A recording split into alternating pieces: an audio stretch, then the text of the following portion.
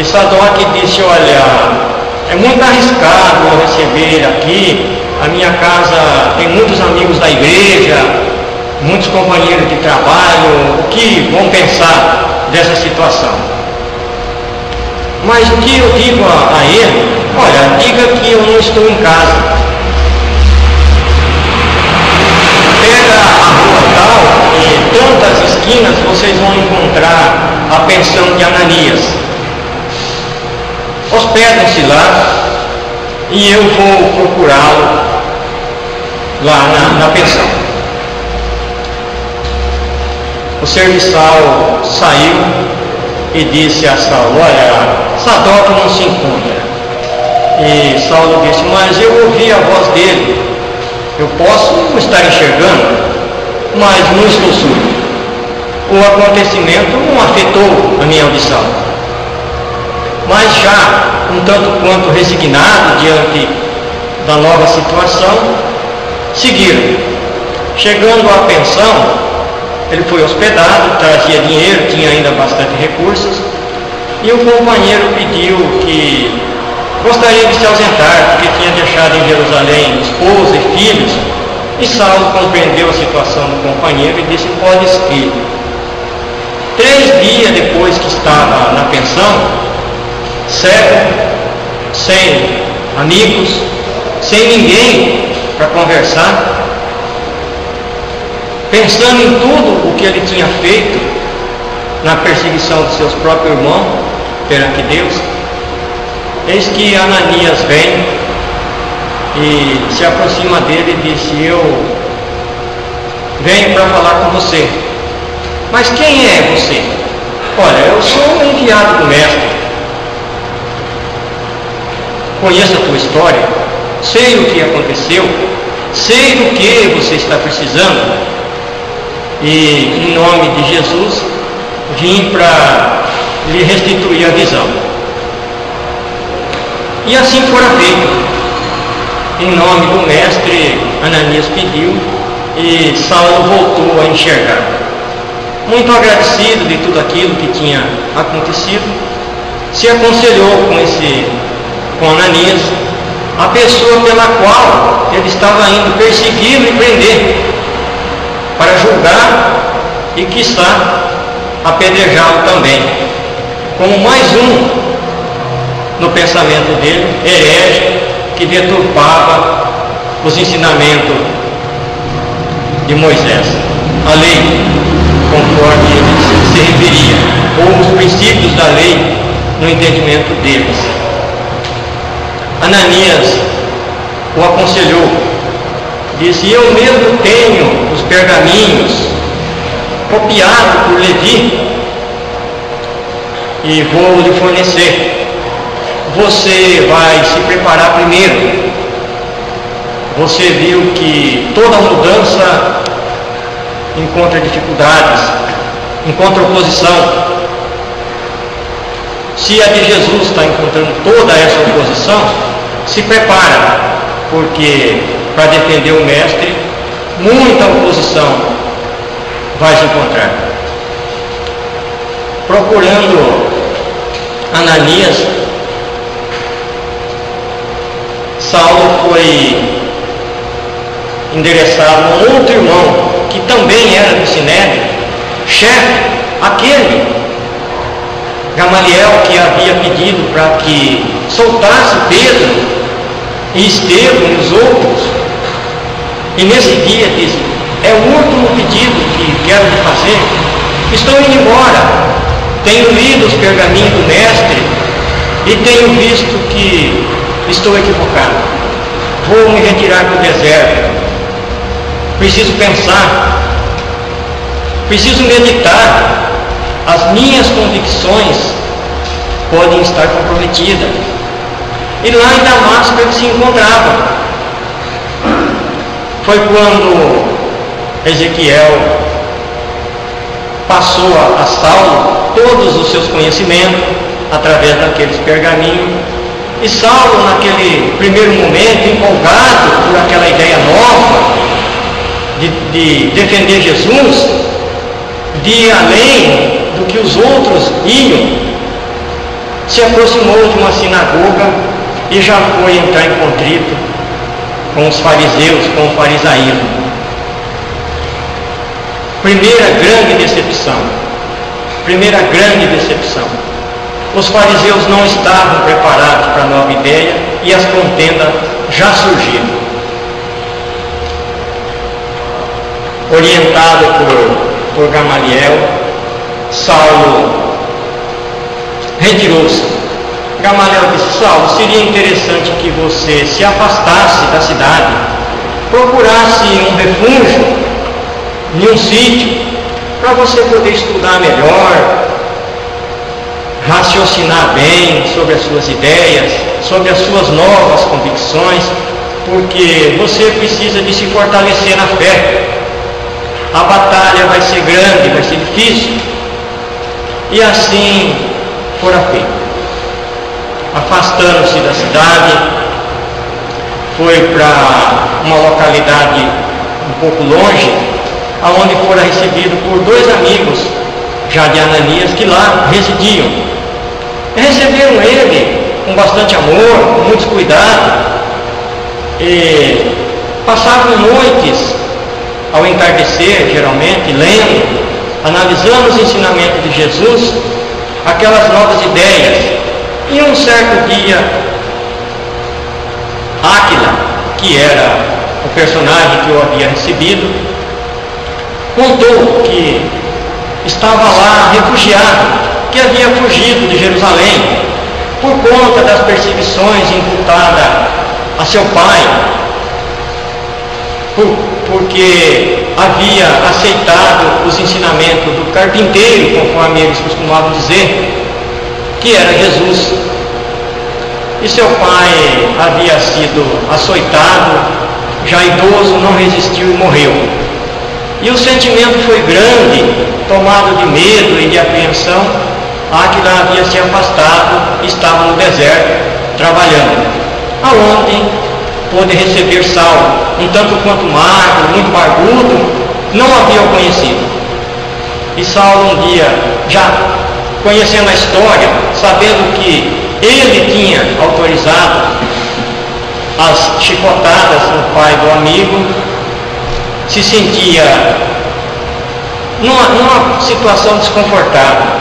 Aqueles que estavam tratando dele ali, cuidando dele, amigos que receberam ele de braços abertos, era mais um dos que ele havia não só perseguido, como prejudicado diante do Evangelho de Cristo. E um certo dia ele perguntou: Áquila, se você tivesse a oportunidade de encontrar o verdugo que imputou tantas dores a seu pai, o que você faria? Ele disse: o que nos recomenda Jesus? Perdoaria. E ele disse: sou eu. Foi por minha culpa. Assumo a culpa de tudo o que aconteceu. É claro que isso só acontece com espíritos novos, que já estão melhorados, que já entenderam realmente, profundamente, o que Jesus quer de cada um de nós e já estão em um patamar evolutivo melhor. Não é para qualquer um ainda. Dado um período de uns 3 anos, Saulo já bastante calejado do trabalho, rude, do sol escaldante daquele deserto, tomou a deliberação de voltar para Jerusalém. Gostaria de falar àqueles irmãos que combatiam o cristianismo cristianismo que Jesus era o Messias enviado por Deus. Se reencontrar com Pedro, com os outros companheiros na casa do caminho, para começar uma nova etapa de luta e de trabalho. E assim o fez. Voltou para Jerusalém.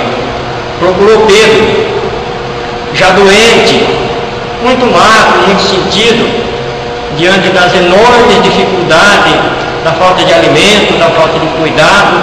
Ele que tinha tudo na sua vida, se encontrava ali, necessitando da misericórdia alheia.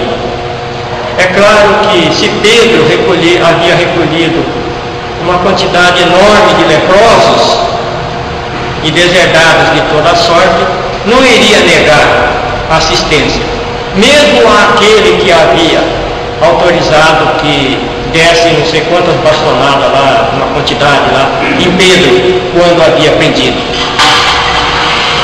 Alguns dos companheiros não conseguiam recebê-lo,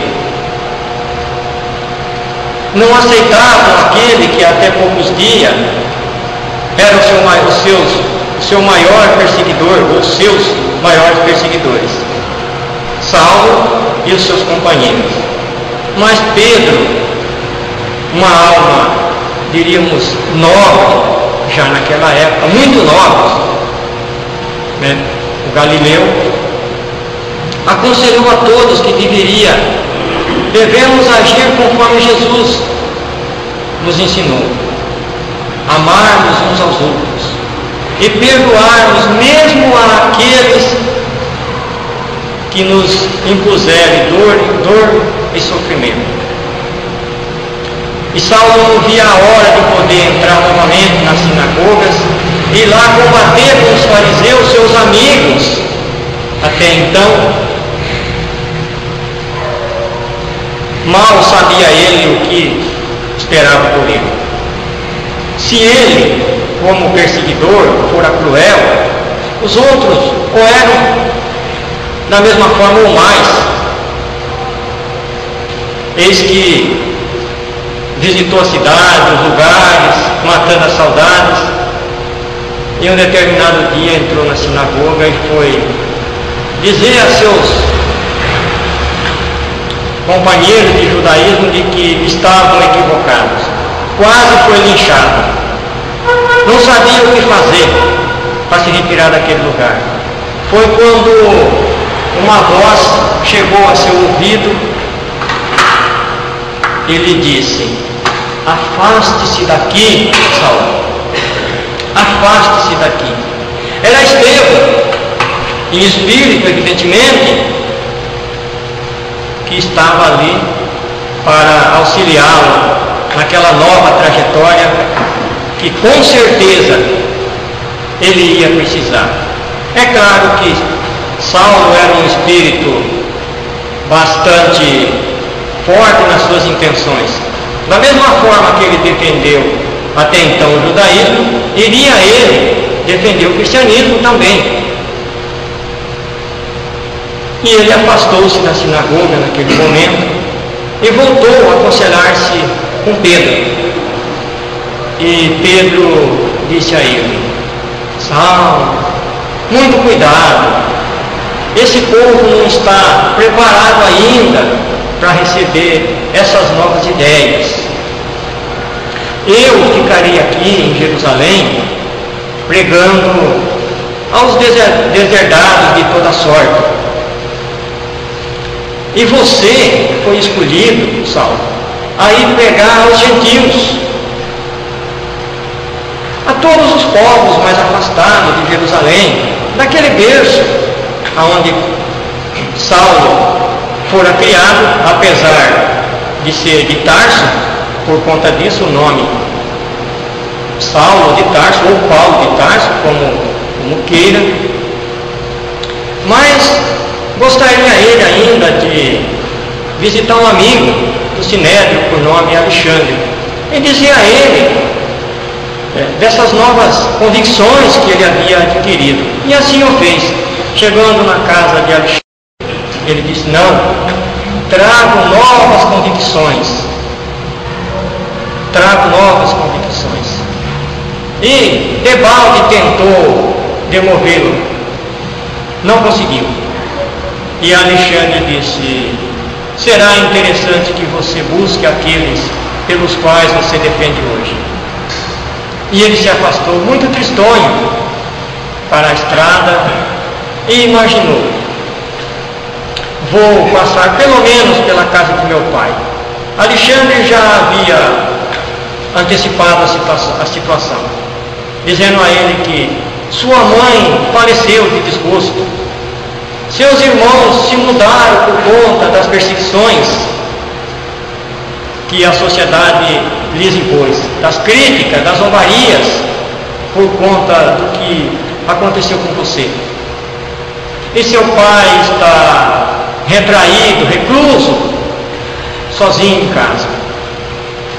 E ele foi, ainda muito doente, muito fraco, e bateu na porta da casa do seu próprio pai, que somente pela voz já o reconheceu. E disse: meu filho, como que você está acabado? Quanto que nós trabalhamos, quanto que nós lutamos para que você se tornasse um doutor da lei, um grande entre a nossa raça, um dos maiores da nossa raça, da nossa casta. E ele disse: meu pai, eu estou doente, estou muito enfermo, nesse momento eu necessito de misericórdia e de caridade.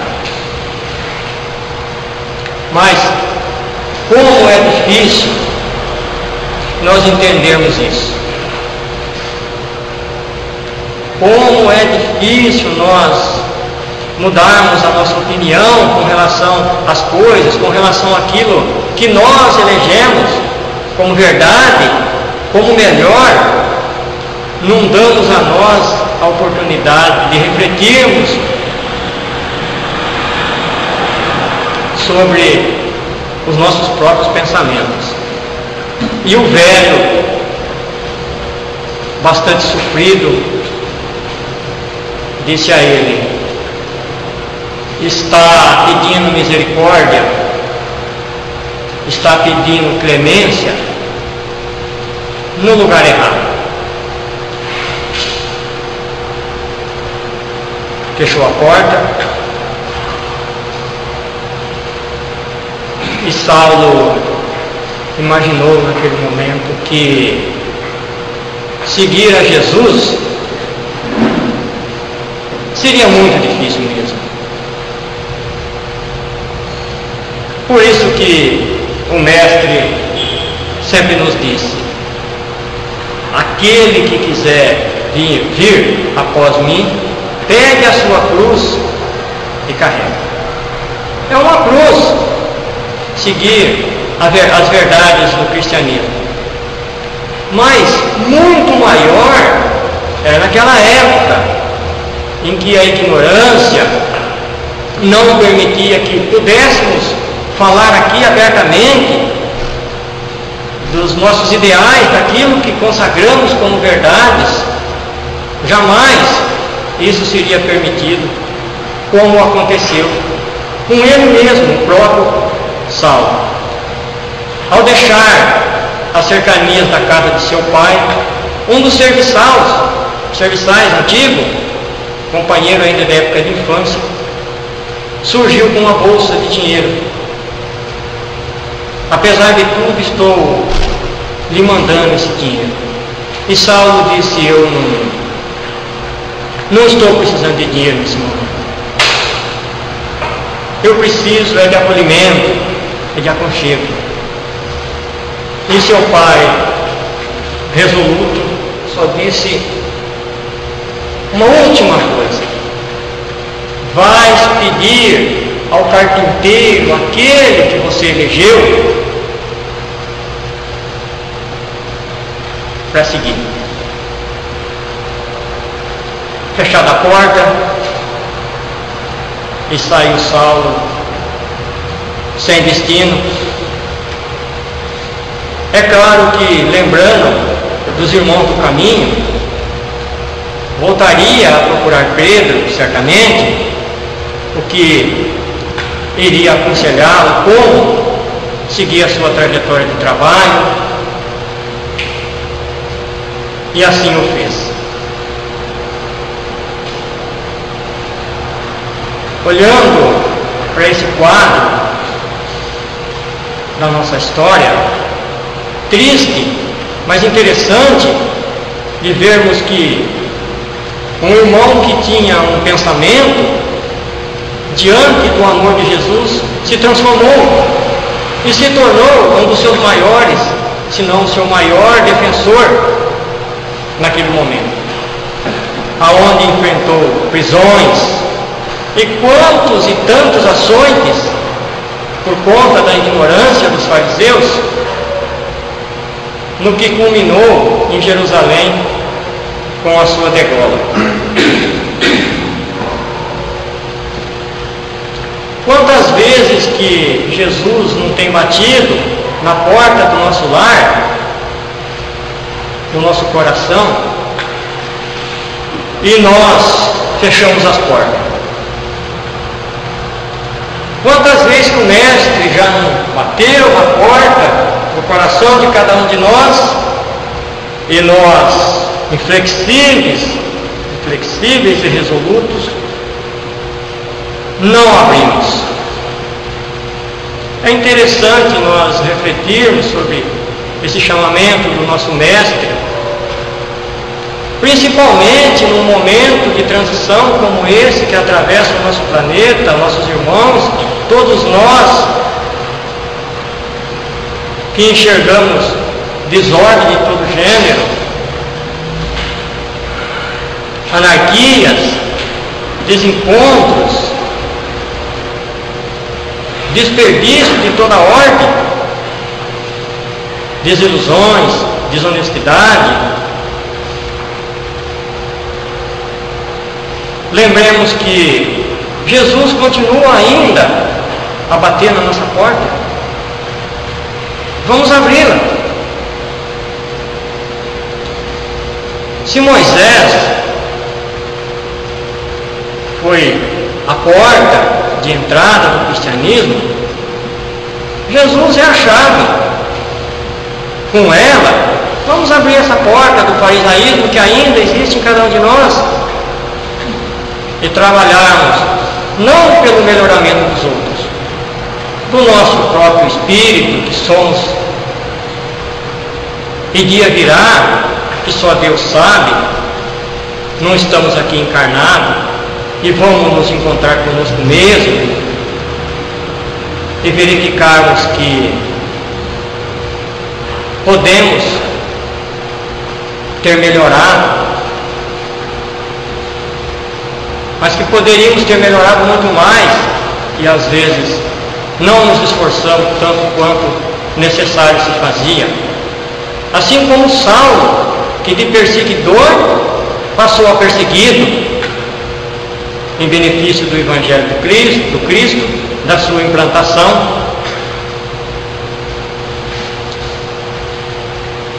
Oxalá que um dia nós tenhamos essa coragem desse venerado irmão que dedicou o restante da sua existência na defesa do Evangelho de Cristo, dos humildes, dos necessitados de toda ordem, queira moral, queira material, enfim, e que até hoje o seu legado nos impulsiona a pensamentos construtivos, de união e de perdão e de fraternidade de uns para com os outros.